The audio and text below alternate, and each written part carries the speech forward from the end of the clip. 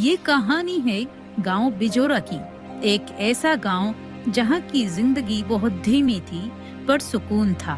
यहाँ लोग दिन भर अपने खेतों में काम करते और रात को सुकून से सोते थे।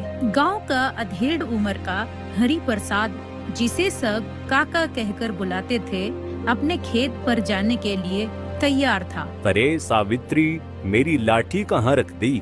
रोज मुझे अलग अलग जगह पर मिलती है। अजी, और कहाँ होगी, पड़ी होगी यहीं कहीं, देख लीजिए। चलो छोड़ो, आज बिन लाठी के ही चला जाता हूँ। तभी हरि प्रसाद को कोई आवाज लगाता है। अरे काका, चलिए आज खेत नहीं जाएंगे क्या? अरे लो देखो, रमेश भी आ गया। अरे आया रमेश, वहीं रुक। फिर हरि प्रसाद घर के बाहर आता है और रमेश के साथ खेत पर जाने लगता है।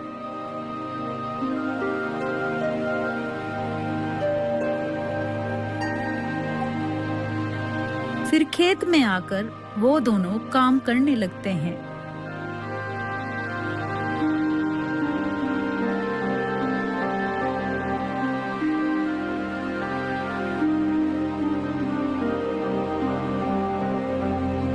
शाम तक काम करने के बाद वो दोनों थक कर बैठ जाते हैं। अरे भाई रमेश, आज तो गर्मी ने बहुत बुरा हाल कर दिया है। काका, अब बूढ़े होते जा रहे हैं आप, थकन और गर्मी तो ज्यादा लगेगी ही अब। अरे क्या बात करता है तू? अभी भी तुझ जैसे दो को मैं अकेला काफी हूँ।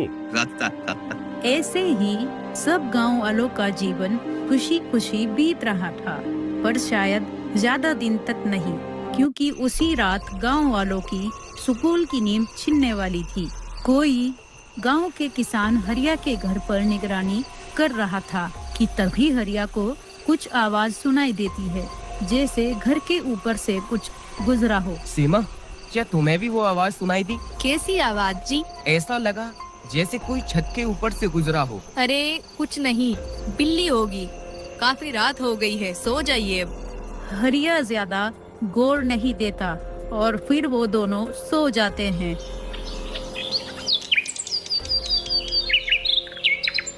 अगली सुबह होती है तो हरिया का पड़ोसी किशन जोर जोर से रो रहा होता है। हे राम, मैं तो लुट गया। मेरी साल भर की मेहनत के पैसे कोई चुरा कर ले गया। किशन को रोता हुआ देख हरिया उसके पास आकर पूछता है। क्या हुआ किशन भाई, रो क्यों रहे हो? क्या बताऊं हरिया भाई, कल ही बाजार से फसल बेच कर आया था। फसल के सारी जमा पूंजी चुरा कर ले गया कोई। अरे नहीं, ये तो बहुत बुरा हुआ। मुझे रात ही शक हो रहा था, न जाने कैसी अजीब सी आवाजें आ रही थी, कोई छत के ऊपर से घूम रहा हो जैसे। बिजोरा गांव में पहली बार चोरी हुई थी, वो गई बिना किसी हलचल और सबूत के। चलो किशन, मुखिया जी के पास चलते हैं, शायद कोई हल निकल जाए। फिर हरिया किशन को लेकर मुखिया के घर की ओर चल देता है।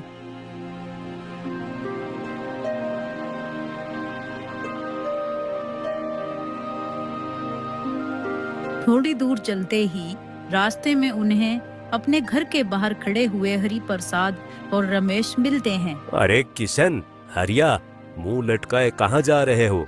क्या हुआ? मुखिया जी के पास जा रहे हैं काका। क्यों, क्या हुआ?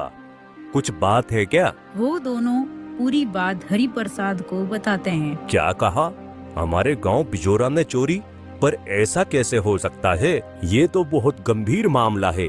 चलो, मैं भी तुम्हारे साथ चलता हूँ। रमेश, तुम खेतों की ओर निकलो, मैं मुखिया जी के पास से होकर आता हूँ। फिर वो तीनों मुखिया जी के घर की ओर निकल पड़ते हैं।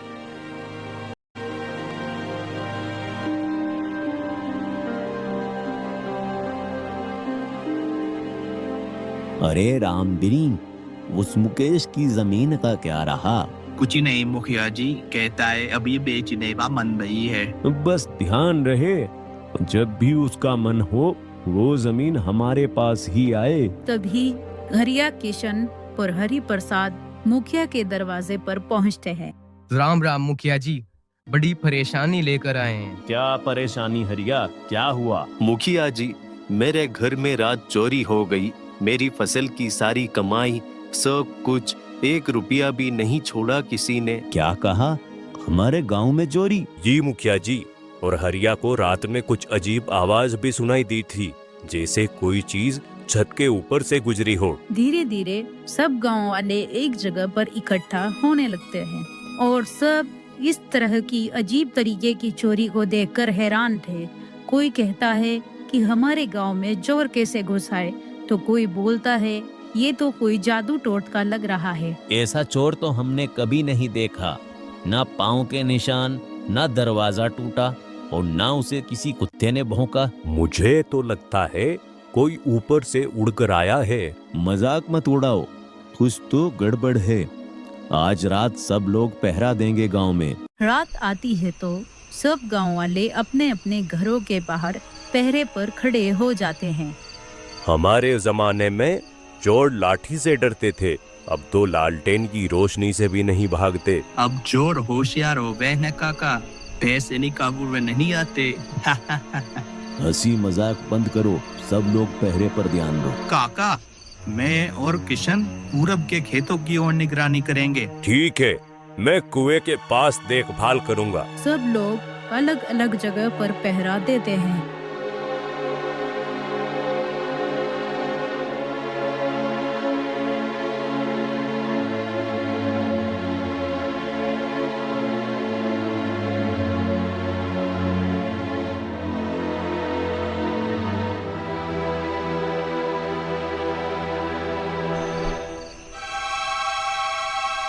रात के करीब 2 बज चुके थे। रमेश किशन से कहता है, अरे किशन भाई, कहीं कुछ दिखा कि नहीं? मुझे तो नींद आ रही है। अभी तो कुछ नहीं मिला, लेकिन ढूंढते रहो। तभी उनके ऊपर से किसी चीज के गुजरने की आवाज आती है। अरे किशन, सुना तुमने? कुछ आवाज आई है। वो देखो, ऊपर कुछ उड़ रहा है। आवाज आ रही है ना, लेकिन पंख नहीं दिख रहे हैं इसके। कहीं ये कोई चुड़ैल तो नहीं? धत बुड़बक, चुड़ैल नहीं बे, ये शहर वालों की उड़ती हुई मशीन है। चलो, सुबह होते ही मुखिया जी को बताएंगे। ड्रोन एक झोपड़ी के ऊपर रुकता है और फिर तेजी से उड़कर अंधेरे में गायब हो जाता है।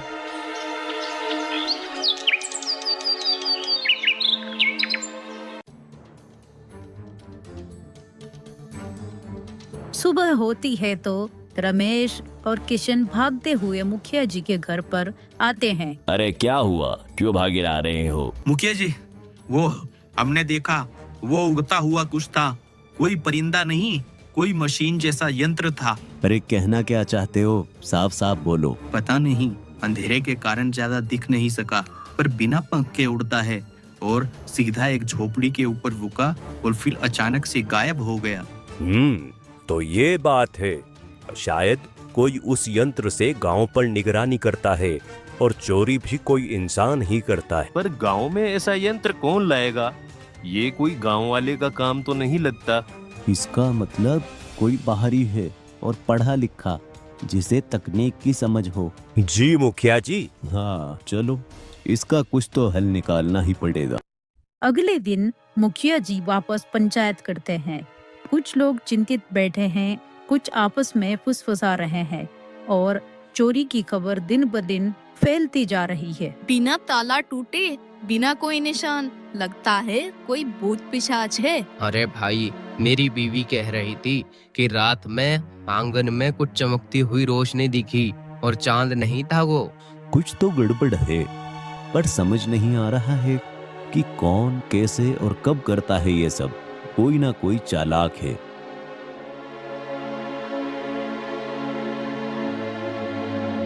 रात में वो ड्रोन एक और घर के ऊपर आता है और उस घर में भी चोरी हो जाती है और किसी को कुछ पता नहीं चलता। अगली सुबह सब लोग उसी घर के बाहर इकट्ठा होते हैं। भाई हद हो गई अब तो।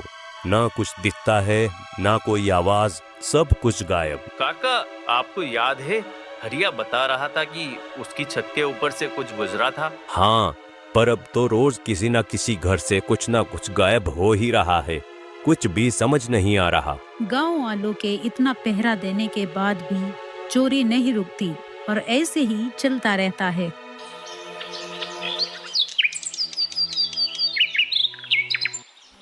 फिर अगले दिन गांव में एक बैलगाड़ी आती है।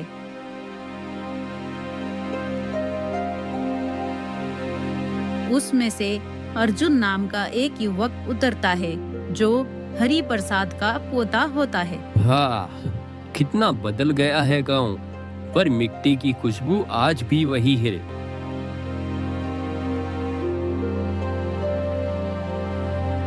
काका, अरे अर्जुन, तू यूं अचानक? बस यूं ही मन किया और कॉलेज की छुट्टियां दी थी तो सोचा आप दोनों से मिलाऊं। अरे बेटा, आने से पहले बता देता तो तेरे लिए कुछ अच्छा सा बना कर रख लेती।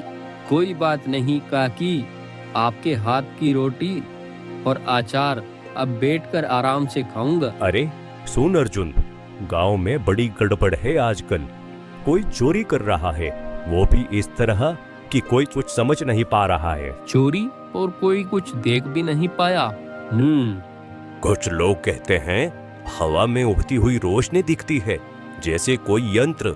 अब हम तो ठहरे गांव के सीधे साधे लोग ये सब कहाँ समझते हैं। रात हो जाती है और अर्जुन घर के बाहर खड़ा हुआ कुछ सोच रहा था कि तभी वो ड्रोन उड़ता हुआ जंगल की ओर जाता है।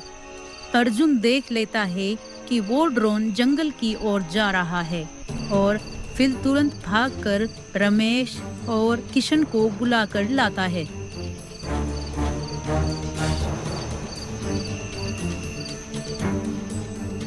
आप दोनों मेरे साथ चलिए, अब असली चोर को पकड़ने का वक्त आ गया है।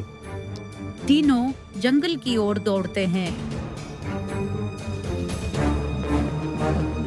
वो तीनों अलग अलग रास्तों से जंगल में आते हैं और जंगल के बीचों बीच आकर देखते हैं कि एक पेड़ के नीचे दो आदमी खड़े हैं, जिनमें से एक के हाथ में ड्रोन का कंट्रोल है।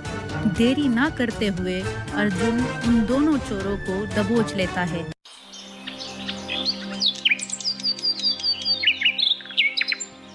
उन दोनों के पकड़े जाने के बाद गांव में अगली सुबह पंचायत होती है। अच्छा, तो ये थी असली चाल।